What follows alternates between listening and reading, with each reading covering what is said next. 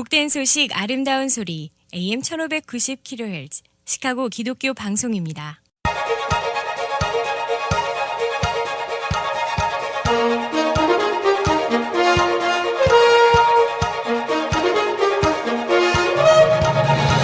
김정일 해설위원의 시사 해설. 세상을 넓게 봅니다. 삶의 지평이 넓어집니다.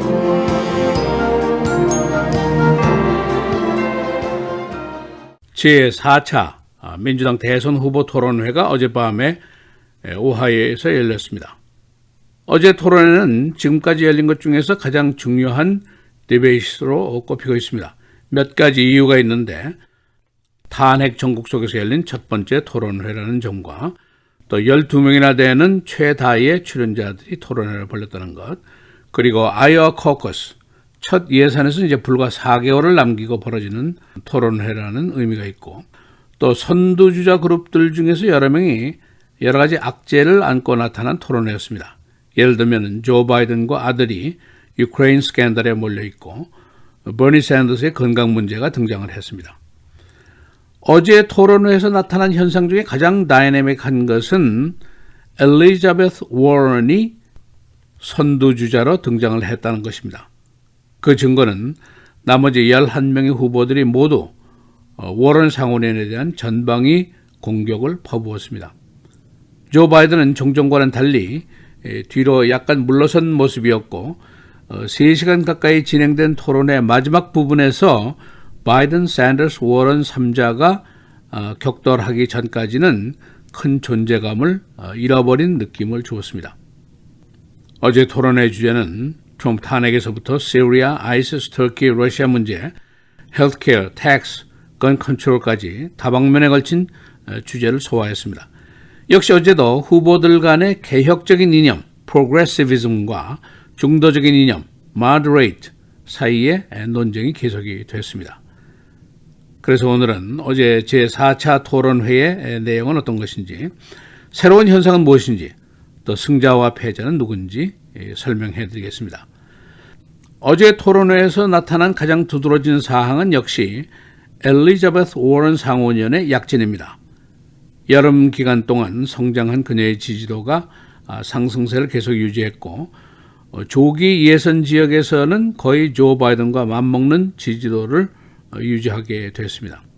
이 현실이 어제 극적으로 증명이 됐는데 단상에선 대부분의 후보들이 공격의 화살을 워런 상원의원에게 쏘아댔습니다. 대선 토론회에서 최고의 공격 대상은 항상 최고 선두주자입니다.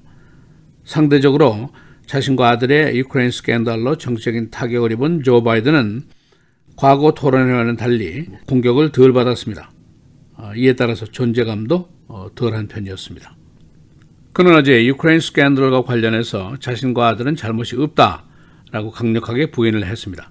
그러나 그의 아들 헌터가 ABC 방송과 인터뷰한 내용과 엇갈리는 진술이 있다 하는 지적도 나왔습니다.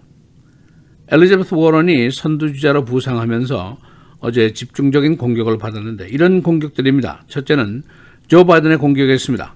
그녀의 플랜은 모호하다.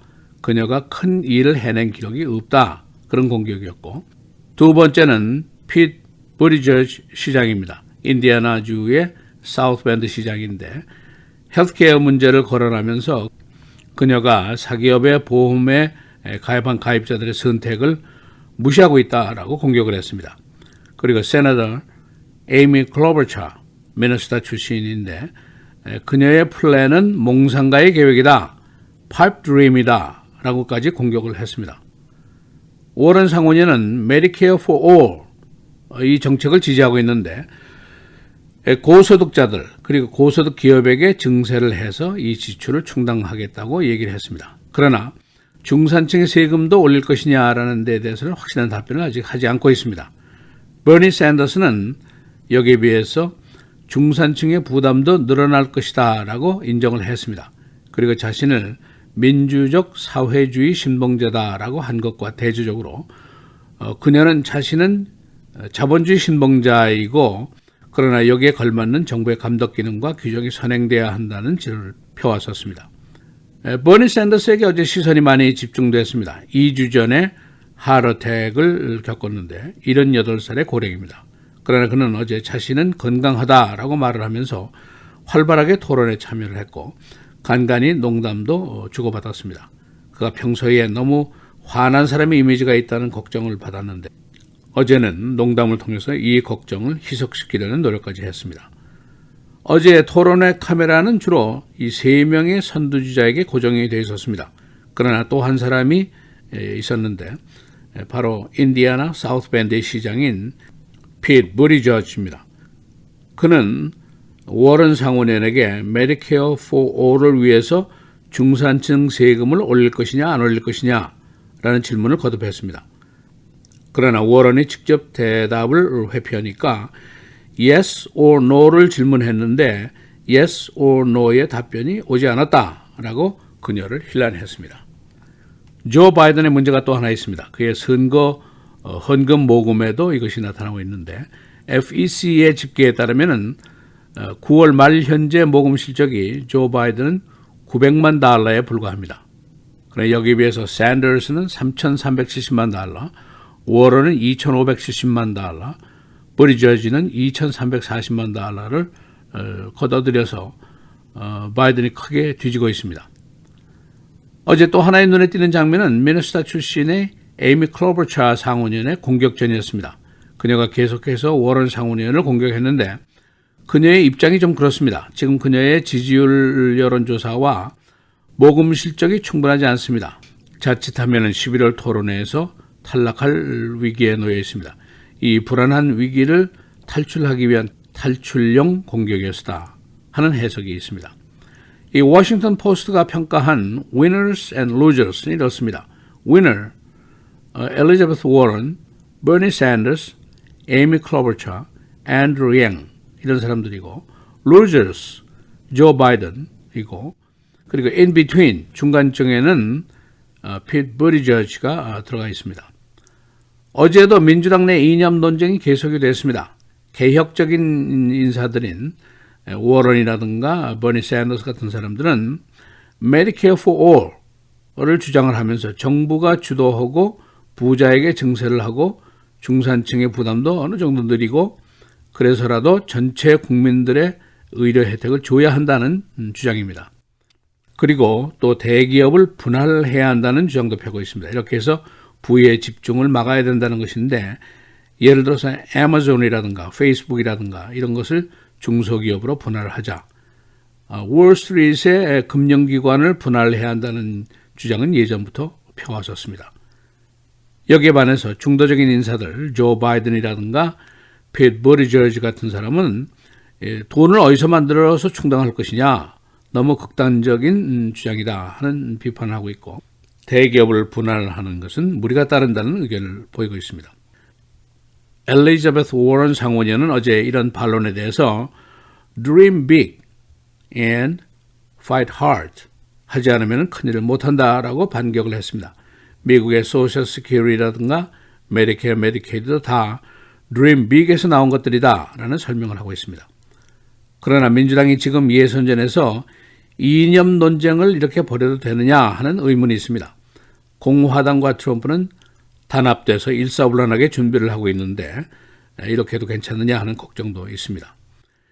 지지율이 5% 이하인 여타 후보들이 선두 그룹으로 나설 것이라는 징조는 아직은 없습니다. 그래서 11월 토론회에는 어제 12명이 나섰습니다만 훨씬 토론자의 숫자가 줄어들 가능성이 높습니다. 다음 달 토론회는 11월 20일 애틀랜타에서 벌어지게 됩니다. 시사해설 김재일입니다.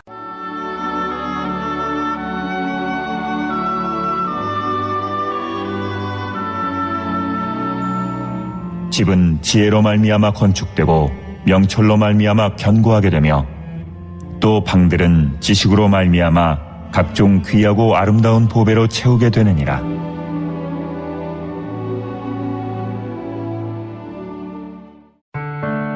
미디어를 통한 세계 선교를 꿈꾸는 KCBS.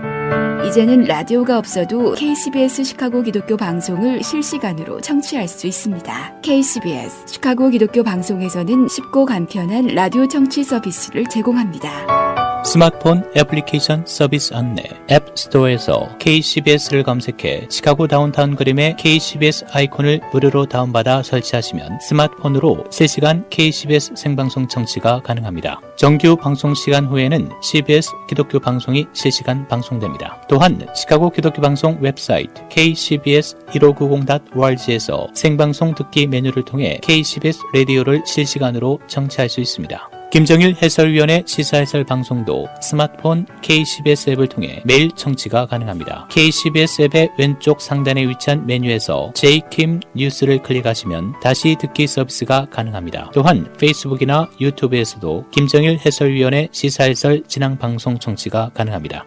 KCBS 실시간 청취 서비스에 관한 자세한 사항은 시카고 기독교 방송 전화 847-583-영원구원 583-영원구원번으로 문의하시기 바랍니다.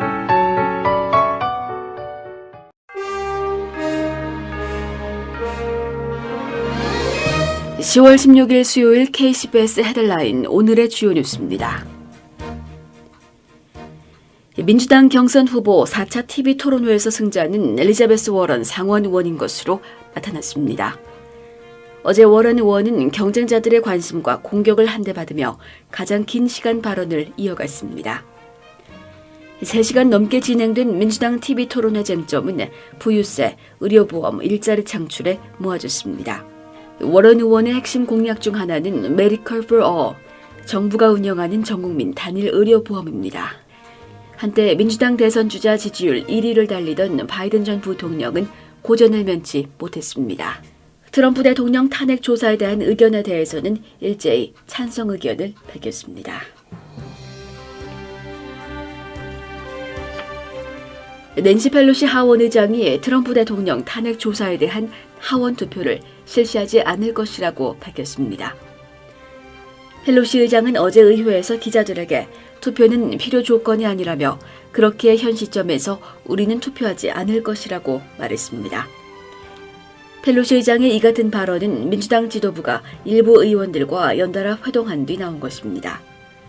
2주간의 휴회 기간을 거친 민주당 지도부는 대통령 탄핵 조사가 당 내부에서 어느 정도의 지지를 받을 수 있을지 가늠하기 위해 일부 의원들과 접촉한 것으로 전해졌습니다.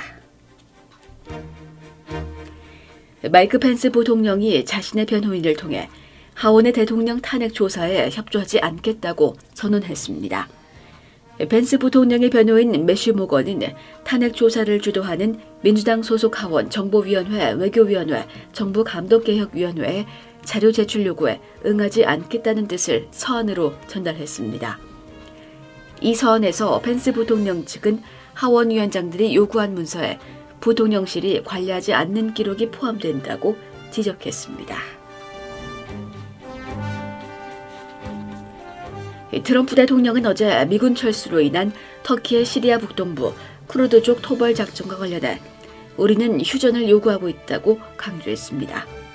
백악관에 따르면 트럼프 대통령은 어제 로즈가든에서 진행한 북미 아이스하키 리그 NHL 2019 스탠리컵 우승팀 초청 행사에서 시리아 사태와 관련해 무슨 일이 일어나는지 볼 것이라며 이같이 말했습니다.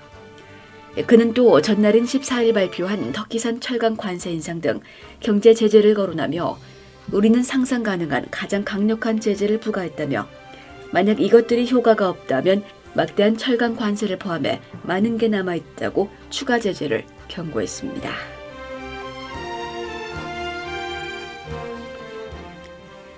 워싱턴 내셔널스가 창단 50년 만에 처음으로 메이저리그 MLB 내셔널리그 챔피언에 올랐습니다.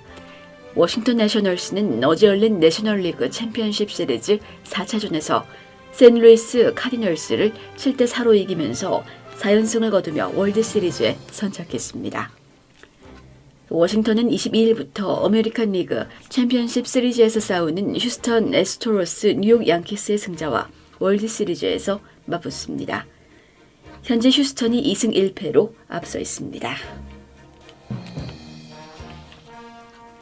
시카고 교사노조가 내일부터 파업에 들어가게 됩니다. 노조는 오늘 최종 파업 투표를 하는 절차가 남아있지만 어젯밤 현재까지 협상이 성공하지 못해 파업이 불가피한 상태입니다. 교사 2만 명이 파업에 들어가면 시카고 공립학교 학생 39만 명의 수업이 중단됩니다. 시카고 공원국 근로자 노조도 파업을 준비하고 있습니다. 공원국 노조는 2018년부터 노사 계약 없이 근무하고 있는데 오늘까지 협상이 성공하지 못하면 5천 명의 근로자들이 목요일부터 파업에 들어갑니다. 2012년 교사 파업 시 대부분의 엘리멘터리 스쿨 학생들은 공원국의 시설에서 과외 활동을 가져셨습니다. 프리츠커 주지사가 미국 250위 부자인 것으로 조사됐습니다. 하얏 호텔 계승자인 그는 34억 달러의 재산을 소유하고 있습니다. 그는 지난해 연방세 200만 달러 그리고 주세로 21만 6천 달러를 냈습니다. 날씨입니다. 오늘은 대체로 흐리고 시속 20에서 30마일의 강한 바람이 불겠습니다. 오늘 최고 51도, 최저 39도.